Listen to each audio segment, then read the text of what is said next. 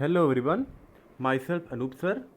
Today we will learn about the topic Visualizing the Nation of the first chapter of history, the rise of nationalism in Europe. Rise of nationalism in Europe chapter का अगला topic है visualising the nation. पिछले videos में हमने Nations के बारे में पढ़ा था। उसमें हमने देखा था कि कुछ नेशंस रिवॉल्यूशन के बाद जबकि कुछ नेशंस यूनिफिकेशन के बाद अस्तित्व में आए थे। आज हम लोग एक नेशन को किस तरीके से दिखाते हैं इसके बारे में अध्ययन करेंगे। तो आइए शुरू करते हैं। देखिए, किसी रूलर को दिखाना या रूलर का स्टैचू बनाना, कोई भी राजा है उसका स्टैचू बनाना या उसकी तस्वीर बनाना बहुत इजी वर्क है। क्या करना, उसके चेहरे को देखना और सीधे बना देना है। लेकिन किसी नेशन का क्या एक पिक्चर होगा, इसको बना पाना बहुत टफ चीज़ है। ठीक है, लेकिन जब रिवॉल्यूशंस हो रहे थे यूरोप के अंदर, फ्रेंच रिवॉल्यूशन, चाहे जर्मन यूनिफिकेशन, चाहे इटली यूनिफिकेशन या बहुत सारी छोटे मोटे रिवॉल्यूशन जब हो रहे थे, तो उस समय जो आर्टिस्ट थे वहाँ के यूरोप में, उन लोगों ने रिवॉल्यूशनरीज जो वर्क कर रहे थे उनके सपोर्टिव में उन्होंने नेशंस का पिक्चर बनाया। रियलिटी में नेशन तो एक एक एब्स्ट्रैक्ट फीलिंग है। ठीक है, जो रियल लाइफ में एग्जिस्ट नहीं करता है। रियल लाइफ में कोई भी नेशन का कोई पिक्चर नहीं है। ठीक है, तो लेकिन फिर भी आर्टिस्ट ने क्या किया, नेशंस का कुछ पिक्चर बनाया और नेशन का पिक्चर बनाया, ऐसे ही और भी चीज़ों का पिक्चर के फॉर्म में दिखाया। जैसे अगर जो जस्टिस के लिए क्या किया गया था कि एक वुमेन थी, उसके आई पे पट्टी बंधा हुआ था और दोनों हाथ, एक हाथ में तराजू था। तो ये जस्टिस का एक क्या किया, उसने पिक्चर बनाया। ऐसे ही कुछ लोगों ने क्या किया, कुछ आर्टिस्ट ने क्या किया कि एक आदमी है, उसके हाथ में हथकड़ी बंधा हुआ है और हथकड़ी क्या है, टूटा हुआ है। तो ये क्या दिखा रहे थे, ये दिखा रहे थे कि अब फ्रीडम का टाइम आ गया है। ऐसे ही कई तरह के एलेगोरी यूज किए गए। जैसे जर्मनी में जैसे हमारे यहाँ भारत, इंडिया को कैसे दिखाया गया, इंडिया में नेशंस को भारत माता के रूप में दिखाया गया।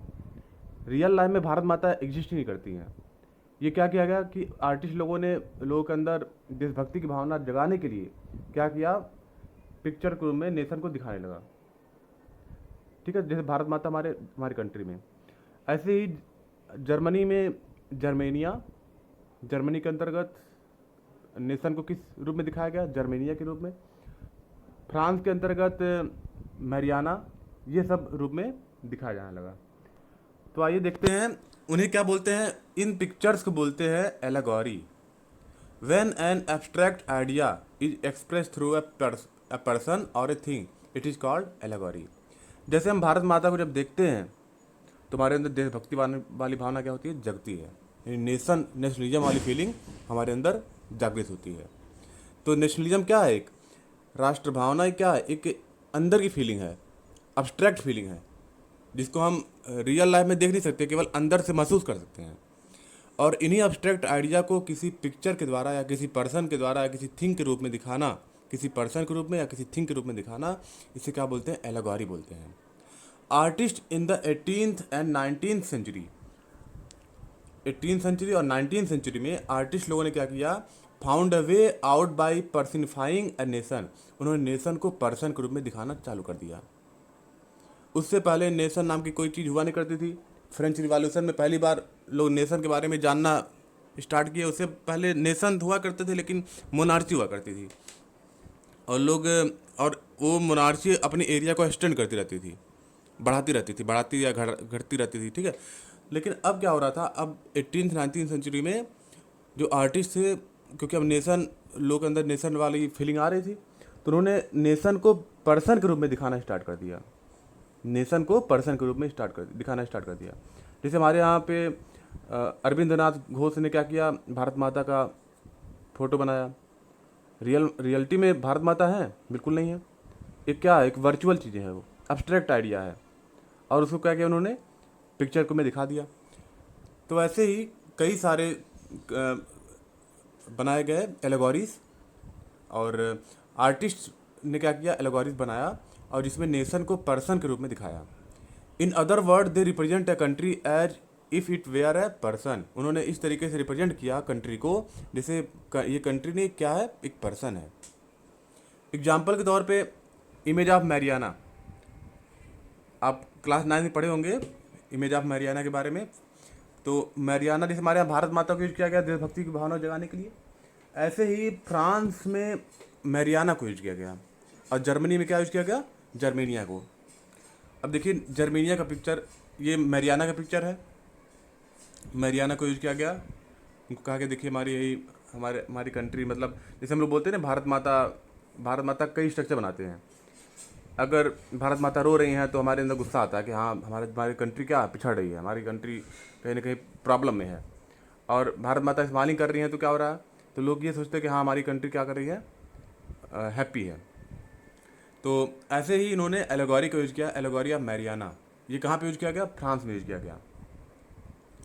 और एलेगोरी ऑफ जर्मेनिया देखिए, जर्मेनिया को भी जर्मनी के लोगों ने जर्मेनिया को यूज़ किया। तो इसका सबसे पहला जो जर्मेनिया का जो पोस्टर लॉन्च किया गया, वो लॉन्च किया गया जो फ्रैंकफर्ट पार्लियामेंट 1848 में जो हुआ था, उसमें पहली बार जर्मेनिया को दिखाया गया।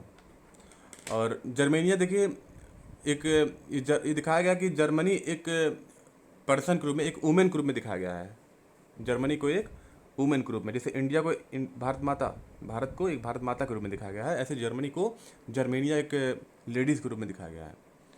इसमें आप देख सकते हैं कि जर्मेनिया के हाथों में एक फ्लैग है, एक स्वार्ड है, तलवार के ऊपर कुछ पत्तियां लिपटी हुई हैं। और इसके अलावा आप देख सकते हैं कि जर्मेनिया के ऊपर एक शील्ड लगा हुआ है यहाँ बीच में। और इसके अलावा जर्मेनिया के हेड पे एक क्राउन शेप में कुछ लगा हुआ है पत्ती के रूप में। तो ये सब सिंबल्स यूज किए गए जर्मेनिया को डेकोरेट करने के लिए। और इन सब सिंबल्स में कुछ मीनिंग भी हुआ करता था। ये देखिए जर्मेनिया अपने एरिया का रक्षा कर रही है, जर्मेनिया गार्डिंग द राइन। ये पिक्चर आर्टिस्ट लोग बना देते थे, लोग देखते थे कि हाँ देखिए हमारी जो जर्मनिया माता हैं, ये हमारे देश की रक्षा कर रही हैं। ये देखिए जर्मेनिया क्या है, फॉलन जर्मेनिया, इसको बनाया था जूलियस हैबनेर 1850 में। इसमें क्या दिखा रहा है कि जर्मेनिया बहुत दुखी हैं, सैड हैं। और इसको देख के लोग जब ये सब पिक्चर देखते थे तो लोगों के अंदर गुस्सा आता था। जैसे यहाँ पे करेज जा रहा है कि हमारी मतलब यहाँ पे क्या है, करेज है कि हमारी कंट्री की रक्षा कर रही है, और यहाँ पे क्या है, यहाँ पे गुस्सा आ रहा है। तो इसी गुस्से को लोग क्या करते थे, रिवॉल्यूशन के रूप में बाहर दिखाते थे, क्रांति करके बाहर दिखाते थे। और देखिए जो मैंने सिंबल्स बताया था कि जर्मेनिया के ऊपर जो अलग अलग सिंबल्स जो यूज करते थे, देखिए जर्मेनिया में भी और भी जगह पे जो सिंबल्स क्या क्या यूज करते थे। देखिए सिंबल्स के रूप में कई सारे सिंबल्स थे, जैसे एक ब्रोकन चैन, और यहाँ पे ब्रेस्ट प्लेट विथ ईगल, यहाँ पीछे फ्लैग, ये तलवार यानी स्वार्ड, और तलवार के ऊपर लिपटा हुआ एक पत्ती नुमा कुछ है। और उसके अलावा ये जो जर्मेनिया ने अपने हेड पे पहन रखा था, इसके अलावा पीछे राइजिंग सन, ये सब चीज़ें कुछ दिखा रही हैं। ब्रोकन चैन क्या दिखा रहा है, ये दिखा रहा है कि बीइंग फ्रीड, मतलब फ्री होने को दिखा रहा है कि अब फ्री होने का समय आ गया है। अब जो टायरेनी है यानी निरंकुश शासक है, टायरेनी से फ्री होने का टाइम अब आ गया है। और ब्रेस्ट प्लेट विथ ईगल, ये क्या बता रहा था, ये बता रहा था कि ये ब्रेस्ट प्लेट मतलब लगाते थे ना डिफेंस के लिए, कि मान लो कोई तलवार सामने मार रहा है तो डिफेंस के लिए। तो ये किस चीज़ का सिंबल था, ये था symbol of the German empire का एक सिंबल था। क्राउन ऑफ ओक लीव्स, जो मुकुट था मतलब सिर पे जो लगा हुआ था, इधर मैंने बताया था, ये किस लिए था, क्राउन ऑफ ओक लीव, ये हीरोइज्म मतलब वीरता का वो था। स्वार्ड किसका पहचान था, readiness to fight. Olive branch around the, यहाँ पे देख सकते हैं ओली ब्रांच लगा हुआ है अराउंड द स्वार्ड, ये किसका प्रतीक था, मतलब कि तलवार है लेकिन उसके यहाँ शांति भी चाहती हैं, ये दिखा रहा है इसमें। ठीक है, तो अलग अलग चीज़ों का अलग अलग मीनिंग हुआ करता था। ये फ्लैग का भी मीनिंग था, इसको लिबरल नेशनलिस्ट ने फ्लैग को यूज़ किया था 1848 में। बाद में जर्मन स्टेट के जो राजा हुआ करते थे उन्होंने क्या किया, इसको बैन कर दिया था। Rays of the rising sun, ये क्या बता रहा है, ये बता रहा है कि beginning of a new era, अब नए युग की शुरुआत हो रही है। तो ये सब सिंबल्स यूज किए गए। इसके अलावा देखिए ये सब सिंबल्स यूज किए गए और इन्हें क्या बोलते हैं, एलेगोरी बोलते हैं। ये जो पिक्चर्स हैं ये सब क्या हैं, ये एलेगोरी हैं, ये रियल लाइफ में एग्जिस्ट नहीं करती हैं। कुछ एलेगोरी हमारे कंट्री में भी यूज किया गया, जैसे भारत माता, ये क्या है, ये हमारे यहाँ एलेगोरी यूज किया गया। और इसके अलावा कुछ सिंबल्स यूज किया गया, नेशन को दिखाने के लिए कुछ सिंबल्स यूज किया गया, जैसे फ्लैग, ठीक है, फ्लैग है और अशोक स्तंभ है, और ठीक है, यहाँ पे एक देखिए एक पर्सन के रूप में दिखाया गया है जस्टिस को, कि जस्टिस दे रहे, यहाँ पे एक जस्टिस कौन देता है, जज देते हैं ना, लेकिन जज के पीछे आप देखते होंगे कि या जज के आगे एक टेबल पे लगा होता है ये वाला सिंबल। इसका मतलब होता है कि जो निर्णय देना है वो बिना चेहरे देख के नहीं देना है, सुन के देना है, या क्या असली चीज़ क्या निर्णय देना वो असली देना है, चेहरा देख के नहीं देना है। तो ये इसीलिए जस्टिस का सिंबल ये था। ये भी क्या एलेगोरी का फॉर्म है। ये हमारे यहाँ भारत माता देखिए कितना सादगी से दिखाया गया, इनको एकदम सिंपल इन्होंने पहन रखा है। कुछ लोगों ने भारत माता को ऐसे दिखा दिया हाईटेक में, ठीक है। यहाँ पे क्या दिखाया गया इस पिक्चर में, इस पिक्चर में दिखाया गया कि भगत सिंह ने अपना बलिदानी दे दिया भारत माता को।